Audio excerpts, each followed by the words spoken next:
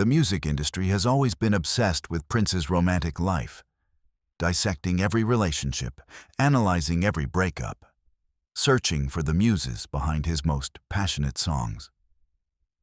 They found them everywhere. Susanna Melvoin inspired some of his most vulnerable work. Maite Garcia's relationship gave the world both joy and unbearable tragedy. Each connection seemed to leave fingerprints across his discography, clues for fans to decode, stories that added layers to the mythology. But what if the most important relationship was the one that left no fingerprints at all? What if Prince, the master of control and misdirection, had built something so private, so protected, that it existed completely outside the narrative everyone was following? April 21st, 2016. Shattered the music world when Prince died. But April 22nd changed what fans thought they understood about his final years. That's when Bria Valente, a singer most people had never heard of, posted a photograph that sent thousands of fans scrambling through Google searches and Wikipedia pages, desperate to understand who this woman was and why she was grieving Prince like she'd lost everything. The questions came immediately and relentlessly. How long had they been together? Why had nobody known? What did this mean about all the years fans thought they were watching Prince's life unfold? And the most haunting question of all, what else had he hidden from the world while standing directly in the spotlight? The answers would reveal a love story 7 years in the making, protected by Prince's obsessive need for privacy, hidden behind collaborative projects and studio sessions, invisible until the only person who could have exposed it chose to break her silence. This is the story of Prince's last secret, and it changes everything. If you want to dive deeper into untold stories about Prince and the music legends who shaped our world, make sure to subscribe. We're uncovering the moments that never made the headlines, the relationships that stayed hidden, and the truths that change how we understand the artists we thought we knew. When Bria Valente posted that Instagram photo in the early morning hours after Prince's death, most of the world had no idea who she was. The image showed her standing close to Prince, their connection unmistakable even through a digital screen. But her face meant nothing to the millions of fans who had studied every public appearance, every award show moment, every paparazzi shot of the Purple One throughout his decades-long career. The comment section became a frenzy of confusion and curiosity. Longtime fans who prided themselves on knowing every detail of Prince's life suddenly felt like they'd been watching a movie with half the scenes missing. Who was this woman? Where had she come from? And why, in their collective grief, were they only now discovering her existence? The answers required going back to 2006, to a moment when Prince was reinventing himself once again, searching for fresh sounds and new collaborators who could help him navigate the changing landscape of the music industry. That's when Bria Valente entered his world. Not as a girlfriend or a publicized romance, but as an artist. A voice that caught his attention in ways that went far beyond professional admiration. Bria Valente wasn't a celebrity. She wasn't a model or an actress or someone whose face appeared in magazines. She was a singer from Minneapolis, part of the same musical ecosystem that had always fed Prince's creative hunger. And when he heard her voice, something shifted. Friends who worked at Paisley Park during that period remember Prince becoming intensely focused on a new project, spending hours in the studio with a female vocalist whose identity he guarded with unusual care. Even by Prince's standards of privacy, this was different. There were no press releases, no announcements, no carefully staged photo opportunities. There was just music.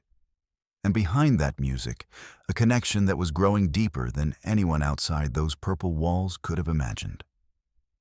By 2009, Prince had produced an entire album for Bria called Elixir, tracks that showcased her voice wrapped in his unmistakable production style. The album released quietly through his NPG Music Club, reaching only the most dedicated fans. What nobody knew was that Elixir wasn't just an album. It was a love letter disguised as a collaboration, intimate and personal, in ways that would only become clear years later when the truth finally emerged. Prince had spent his entire life constructing barriers between his public persona and his private reality. The symbol, the name changes, the lawsuits against fan sites and YouTube videos, all of it was part of an elaborate system designed to control exactly what the world could see and know about him. He understood better than almost any artist of his generation that fame was a transaction. You gave the audience your music, your performances, your image. But you didn't have to give them your soul. And you certainly didn't have to give them your heart. So when his relationship with Bria Valente began to evolve from professional collaboration into something more personal, Prince did what he'd always done. He built walls. Not the kind of walls that kept her out, but the kind that kept the world from seeing in. They could work together in the studio for hours, surrounded by engineers and musicians, and nobody would suspect that what they were witnessing went deeper than artistic partnership. People who worked at Paisley Park later recalled moments that, in retrospect, should have been obvious. The way Prince's entire energy would shift when Bria arrived at the studio. The private conversations that would stretch late into the night after everyone else had gone home. The protective way he'd speak about her music, her talent, her future. But at the time, these seemed like the actions of a mentor invested in an artist's success, not a man deeply in love trying to protect something precious from the destructive glare of public scrutiny. Between 2009 and 2016, Bria Valente and Prince built a relationship that existed almost entirely in private. There were no tabloid photos of them having dinner, no paparazzi shots of them holding hands, no anonymous sources selling stories to gossip magazines. In an era when celebrity relationships were increasingly performed for public consumption, when social media had turned intimacy into content, Prince and Bria created something that belonged only to them. The world got the music, the performances, the public prince who appeared at award shows and gave rare interviews. But the man who came home to Bria, who shared quiet moments and private jokes and the kind of vulnerability he'd spent decades protecting, that man remained hidden. And for 7 years, it worked. Loving someone in secret comes with its own unique burden. While Prince's previous relationships had been dissected by media and fans, photographed and analyzed and turned into public narratives, Bria Valente experienced something entirely different. She watched the man she loved be discussed, critiqued, and speculated about by millions of people who had no idea she was part of his life. When tabloids would run stories about Prince's romantic life, speculating about who he might be dating or whether he was lonely, Bria had to stay silent, had to let the world think they knew the truth when they were completely wrong. The sacrifice this required cannot be overstated. In an age where relationships are currency, where being connected to someone famous can launch careers and build brands, Bria Valente chose invisibility. She chose to be present for Prince in ways that mattered to him, even if it meant being absent from the narrative everyone else was following. And Prince, for his part, seems to have cherished this. People close to him during those final years noted a contentment they hadn't seen in decades, a sense that he'd finally found a space where he could be himself without performance or pretense. That space was with Bria, in the privacy they'd so carefully constructed and protected.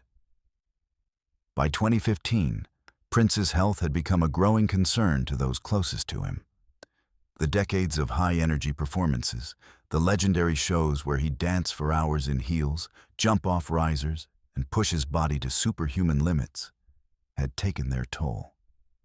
Hip problems had plagued him since the 2000s, eventually requiring surgery that left him dependent on pain medication to function. The opioid crisis that would later consume national attention was already consuming Prince in private. Though few people outside his immediate circle understood the severity of the situation.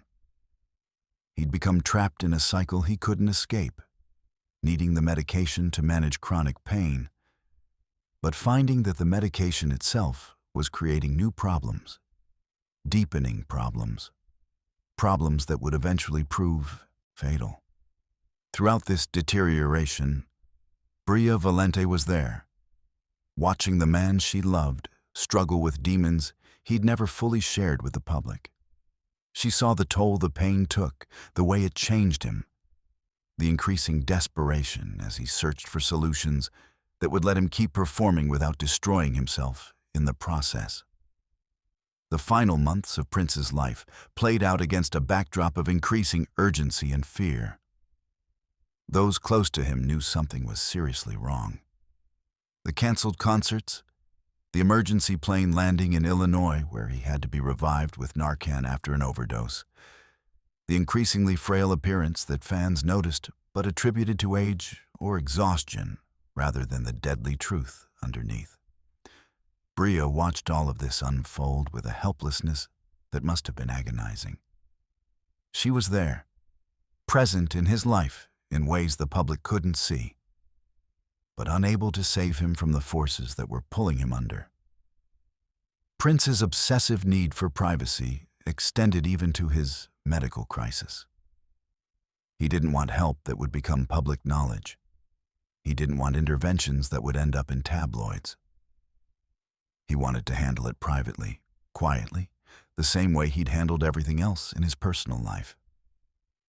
But some things can't be handled quietly, and opioid addiction is one of them.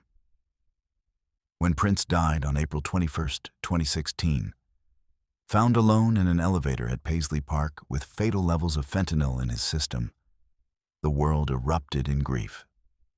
Tributes poured in from fellow musicians, from fans, from presidents and celebrities. Buildings were lit in purple.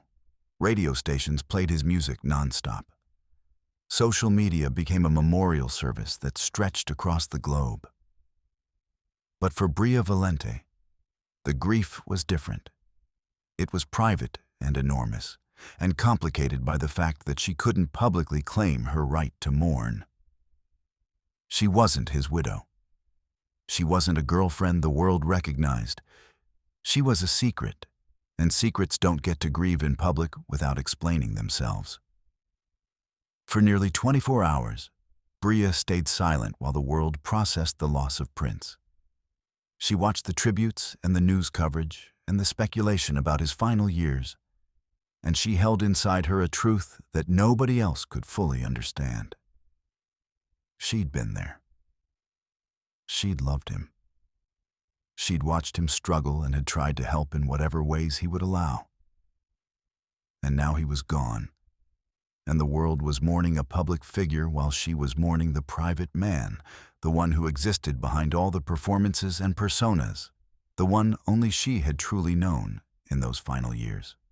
The weight of that silence must have been unbearable, which is why, on April 22nd, she broke it.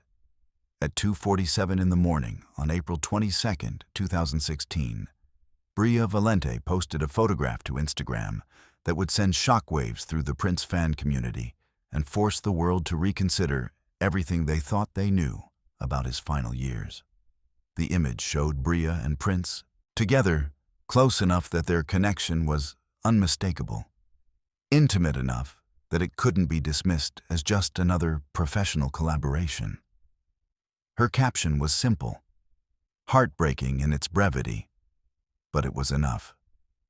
Enough to confirm what nobody had suspected. Enough to reveal the secret that had been hiding in plain sight for 7 years. Within minutes, the comment section exploded. Fans who had spent decades following every detail of Prince's life suddenly realized there had been an entire chapter they'd missed completely. Who was this woman? How had they not known? Where had she been all this time? The questions came in waves, desperate and confused, as thousands of people tried to reconcile this new information with the narrative they'd been following. Google searches for Bria Valente spiked dramatically. People dug through her old interviews, her music releases, looking for clues they'd missed. They found the Elixir album and listened to it with new ears, hearing the intimacy they'd overlooked before. They found photos of her with Prince at various events and studio sessions, moments that had seemed professional at the time, but now looked completely different through the lens of romantic relationship. The revelation was disorienting for many fans. Prince had always controlled his narrative so carefully, had always let the world see exactly what he wanted them to see and nothing more. The idea that he'd successfully hidden an entire relationship for 7 years felt both impressive and somehow unfair, like he'd been living a completely different life, while everyone thought they were watching his real one. But as the shock wore off, a different emotion began to emerge among many fans. Respect, even admiration. Because in an age when privacy had become nearly impossible for celebrities, when every relationship was documented and dissected and turned into content, Prince had managed to create something truly private. He'd found love that existed outside the machinery of fame, protected from the invasive attention that had damaged his previous relationships. And Bria, whoever she was, had been willing to accept that arrangement, to love him without the validation of public acknowledgement, to exist in the shadows so that their relationship could exist at all. The more people learned about Bria Valente, the more the story took shape. She wasn't a fame seeker or someone trying to capitalize on her connection to Prince. She'd stayed silent, even when speaking up could have advanced her career. Even when the world was speculating about Prince's romantic life, and she held the answer.